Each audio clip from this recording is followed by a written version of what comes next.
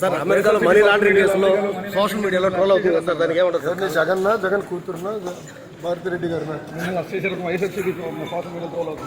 గాడిదలు అడగండి. ఇంకా సమాధానం కావాలంటున్నా. ఇప్పుడు పెట్టినోడు అడగబ్బా అందరితో.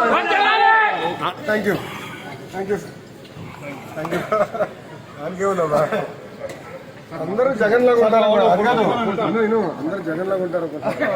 మనీ లాండరింగ్, వైట్ కాలర్ కుంభకోణాలు అంతా వాడికి తెలిసింది ఇదే కదా. ఎవరిని? జగన్ కూతురున భారతి రెడ్డి గారినా?